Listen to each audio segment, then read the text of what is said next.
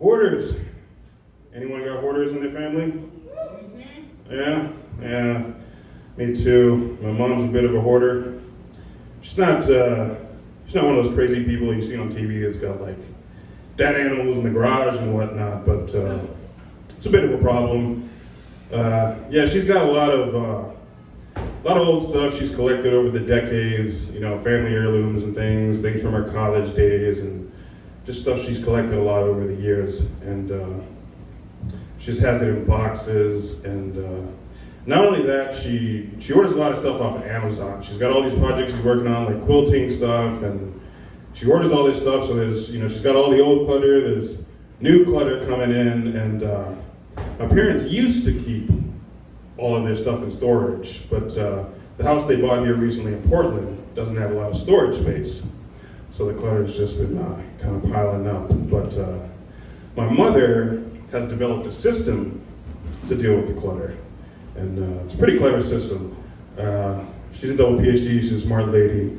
So what she'll do is she'll take a place like a bedroom where people might live and set up some kind of workspace or something like that, or like a living room or a dining room where people might gather together and socialize and interact with each other. And she'll store the clutter in places like that, and she'll just tell those people to go fuck themselves.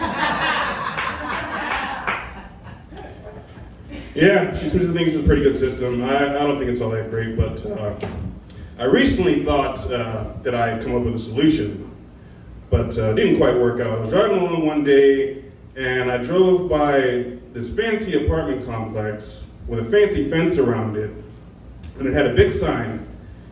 And on the side, on one side of the big sign was the name of the apartment complex and the logo, and on the other side of the sign, in big bold letters, it said "free garages."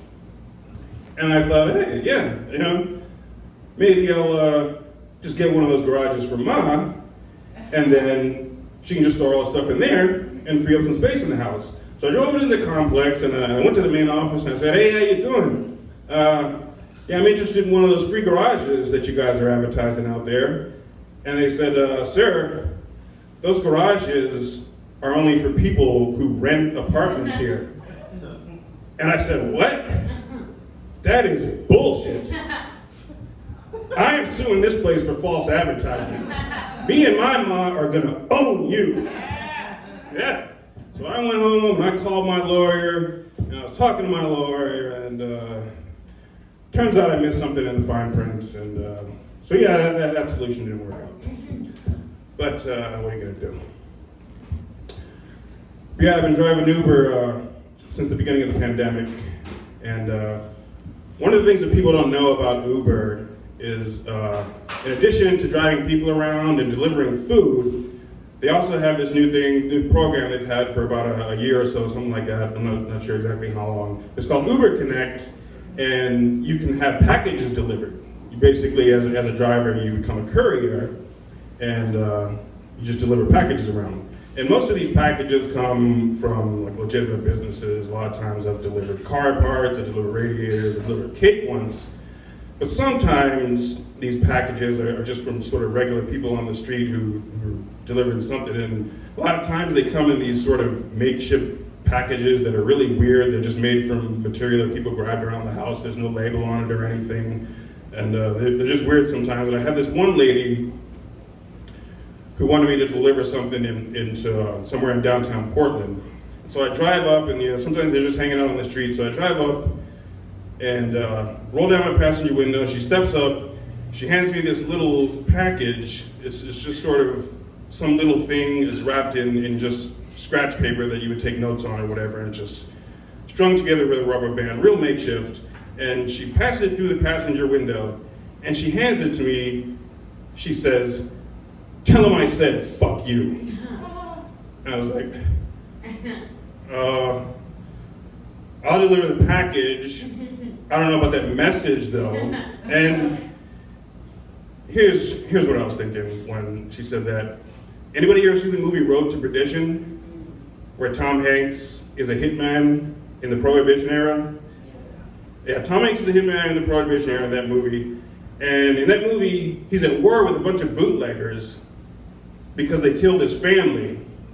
And the head bootlegger, who's played by Paul Newman, is trying to negotiate with Tom Hanks because he knows how dangerous he is. And so he sends a messenger to Tom Hanks, who delivers a message to Tom Hanks that Tom Hanks doesn't like. And so then Tom Hanks is like, well, would you deliver a message to him from me? And then Tom Hanks blows his head off. So I'm like, you know what, ma'am? I don't think so. Gun violence is going up in this city. Women are getting shot jogging in the street. I prefer not to tell a complete stranger, fuck you, in this city and in this political environment. Thank you very much. That's my time, ladies and gentlemen. Thank you.